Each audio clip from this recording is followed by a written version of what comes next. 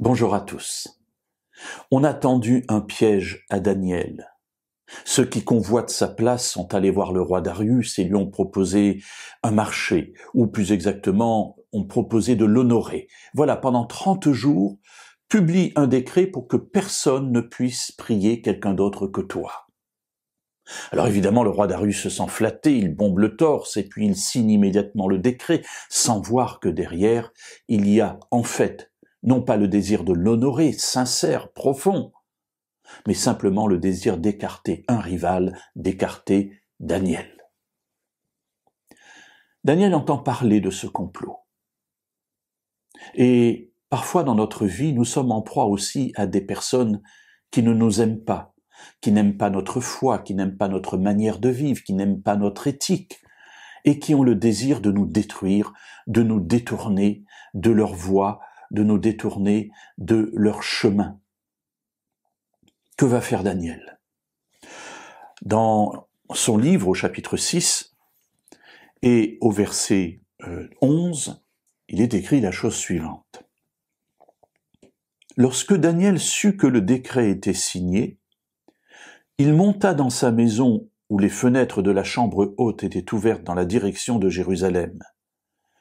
Et 3 fois par jour, il se mettait à genoux, il priait et louait son Dieu comme il le faisait auparavant. Il est intéressant de voir que Daniel sait que le complot existe. Et il pourrait changer ses habitudes pour ne pas être pris en porte-à-faux. Et parfois, il faut le faire. Il n'est pas nécessaire de provoquer les gens. Quel intérêt avons-nous à provoquer ceux qui ne nous aiment pas? Mais ici, le combat ne se porte pas sur une pratique qui pourrait être une pratique éthique ou autre chose, mais il s'agit ici d'une attaque contre le Dieu des cieux. Et Daniel décide de continuer à être fidèle. Et le passage nous dit de manière très claire, il monte dans sa chambre.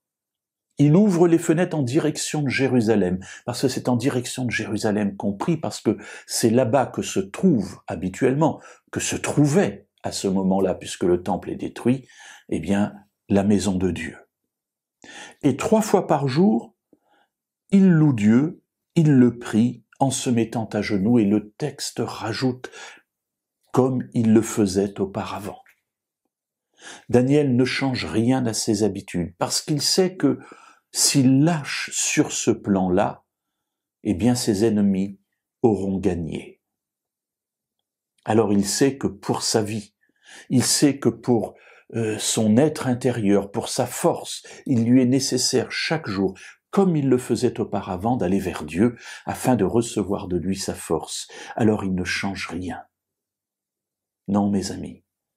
Ne changeons rien à nos habitudes spirituelles lorsqu'elles nous nourrissent, qu'elles nous structurent, qu'elles nous font du bien. Car de ces habitudes dépendent le témoignage que nous portons pour Dieu et dépend notre salut.